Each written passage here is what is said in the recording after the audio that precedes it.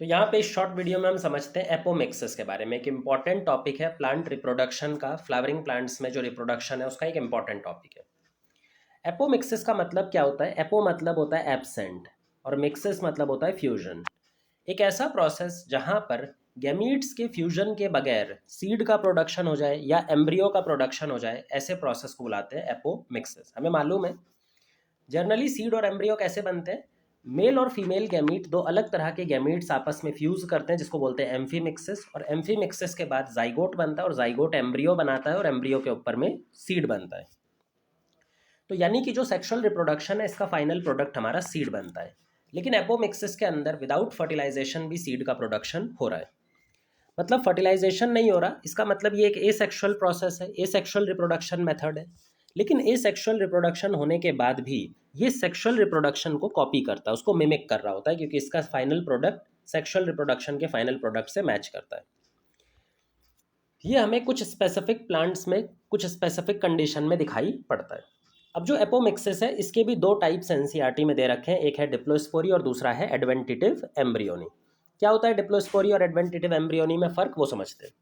डिप्लोस्पोरी जैसा इसका नाम सजेस्ट कर रहा है, सब कुछ डिप्लॉइड रहता है, यहाँ पर हैप्लॉइड कंडीशन बनती ही नहीं है। जो हमारा न्यूसेलस का सेल था, जो डिप्लॉइड न्यूसेलस का सेल था, उस डिप्लॉइड न्यूसेलस सेल से मेगास्पोर बनता है। लेकिन मेगास्पोर विदाउट मियोसिस डिवीजन या फिर रिडक्शन डिवीजन के बनता है, इसीलिए मेगास्पोर कैसा होता है? डिप्लॉइड। जनरली मेगास्पोर को कैसा होना चाहिए था? हैप्लॉइड, लेकिन मेगास्पोर है डिप्लॉइड यहाँ पे। अब ये डिप्लॉइड मेगास्पोर डिप्लॉइड एग का प्रोडक्शन करता है। अगर डिप्लॉइड मेगास्पोर है तो जो एग बनेगा इससे बनने वाला वो भी डिप्लॉइड होगा, तो ये भी डिप्लॉइड रहता है। और ये डिप्लॉइड एग विदाउट फर्टिलाइजेशन, क्योंकि ये खुद ही डिप्लॉइड है, इसको मेल गैमीट की ज़रूरत ही नहीं है अपने आप को डिप्लॉइड बनाने के लिए, जाइगोट बनाने के लिए। ये डायरेक्टली जाइगोट बना लेता है और डिप्लॉइड एम्ब्रियो बना देता है विदाउट फर्टिलाइजेशन। अब यहाँ पर कंडीशन देखिए, कोई भी हैप्लॉइड स्टेज आ ही नहीं रही है। न्यूसेलस डिप्लॉइड है, मेगास्पोर डिप्लॉइड है, एग सेल डिप्लॉइड है और एम्ब्रियो भी डिप्लॉइड है। इसको बोला जाता है डिप्लोस्पोरी। ये जो डिप्लोस्पोरी है ये हमें दिखाई पड़ती है एस्टरेसी और ग्रासेस में।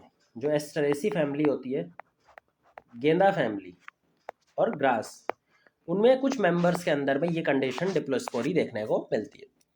दूसरा है एडवेंटिटिव एम्ब्रियोनी। एडवेंटिटिव एम्ब्रियोनी सिट्रस फ्रूट और मैंगो में देखने को मिलती है। तो मैंगो होता है या फिर जो सिट्रस फ्रूट होते हैं उनके अंदर में ये देखने को मिलता है। एडवेंटिटिव एम्ब्रियोनी में क्या होता है कि हमारे पास एम्ब्रियो सैक है, एम्ब्रियो सैक के पास में एग है, ये नॉर्मल एम्ब्रियो सैक है, पर यहाँ पर एडिशनल एम्ब्रियो बनने लगते हैं। कहाँ से? न्यूसेलस के सेल। ये जो न्यूसेलस के सेल हैं या फिर जो इंटीग्यूमेंट्स के सेल हैं, ये दोनों ही सोमैटिक सेल्स हैं, डिप्लॉइड सेल्स हैं।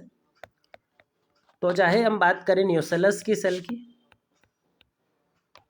या फिर हम बात करें इंटीग्यूमेंट के सेल्स की, तो ये दोनों ही सेल, चाहे न्यूसेलस की बात करें या इंटीग्यूमेंट्स की, दोनों डिप्लॉइड हैं। ये डायरेक्टली डिवाइड करने लगते हैं, डिवाइड करके एम्ब्रियो बनाते हैं और एम्ब्रियो बनाते हुए एम्ब्रियो सैक में एंटर कर जाते हैं। तो ये अपना अलग एम्ब्रियो बना लेते हैं, डायरेक्टली डिप्लॉइड एम्ब्रियो बना लेते हैं और एम्ब्रियो सैक में एंटर कर जाते हैं।